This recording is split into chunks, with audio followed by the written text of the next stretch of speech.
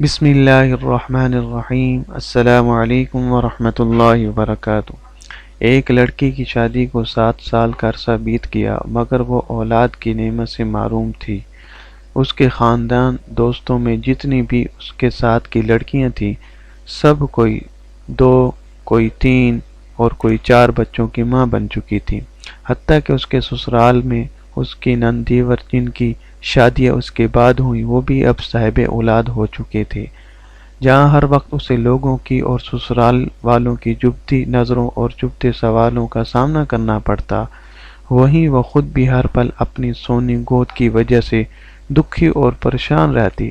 اس کی رپورٹس میں بھی ڈاکٹروں نے تقریباً نا امیدی ظاہر کی، جس پر ہر وقت وہ دکھی رہنے لگی۔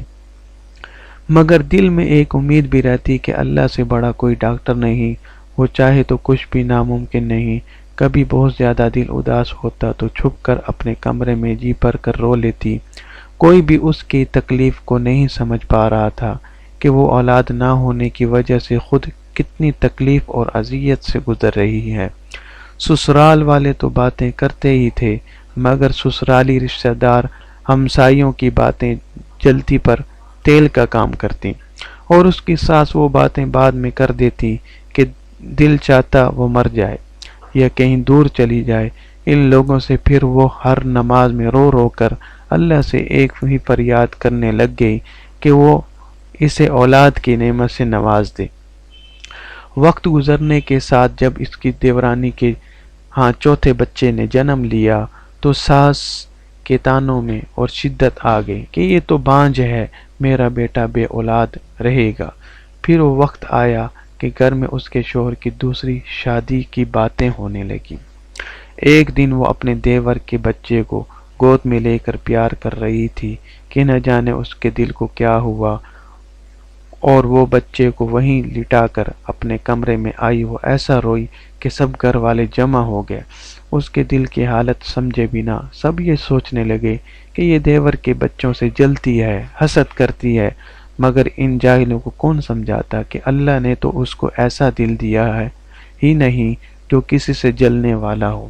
وہ تو ان لوگوں میں سے تھی جو اپنی خوشیاں بھی کسی اور کی جولی میں ڈال دے، جو اپنے منہ کا نوالا دوسروں کے منہ میں ڈال دیں۔ وہ تو بچے کو پیار کرتے وقت اپنی سونی گود سے اس قدر دل گرفتہ ہوئی تھی کہ خود پہ قابو نہ رکھ سکی کہ آج اس کے آنسو بھی سب توڑ کر بہنے۔ واحد ایک اس کے شوہر تھے جنہوں نے اس کو کبھی تانا نہیں مارا تھا۔ ایک دن کسی نے کہا اپنے شوہر کے ٹیسٹ بھی کرواؤ۔ پہلے تو اس بات پہ بہت ہنگامہ ہوا، بٹ پھر اس کے شوہر ہی نے کہا کہ کروانے میں کیا حرج ہے۔ اللہ کی کرنی کہ جب رپورٹ آئی تو وہ ٹھیک تھی۔ پھر تو گھر میں ایک طوفان آ گیا کہ بس اب اس کو فارغ کرو، ہم تمہاری دوسری شادی کریں گے۔ لیکن میرے شوہر کسی صورت مجھے طلاق دینے کو تیار نہ ہوئے۔ اس نے اپنے شوہر سے کہا آپ شادی کر لیں، مگر وہ اپنی بیوی سے بہت پیار کرتا تھا، سو کسی صورت نہ مانا۔ ایک دن کسی نے ایک پیر کا کہا کہ وہ بڑا پہنچا ہوا پیر ہے، اس سے اپنی بہو کو اللہ اللہ کرواؤ۔ جب اس کی ساس نے بات کی تو اس نے صاف انکار کر دیا کہ چاہے آپ جو مرضی کر لے، بے شک گھر سے نکال دے، لیکن کسی پیر کے پاس نہ جائے گی۔ اس پر اس کی ساس نے بہت لعن طعن کی۔ اس نے وضو کیا اور نماز کے لیے کھڑی ہو گئی۔ جب دعا کے لیے ہاتھ اٹھائے تو ایسی رکت طاری ہوئی کہ کچھ بولا نہ جائے۔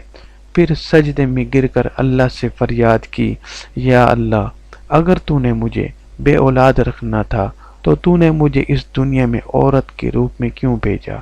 عورت تو پوری ہی اولاد سے ہوتی ہے، پھر میرے وجود کو ادھورا کیوں رکھا؟ یا اللہ، ساری دنیا کے ڈاکٹر چاہے جو مرضی کہتے رہیں، مجھے بس تیرا ہی آسرا ہے۔ یا اللہ، میری وجہ سے میرے شوہر کو اس تکلیف، اس محرومی سے نہ گزار۔ یا اللہ، تو ہر چیز پہ قادر ہے۔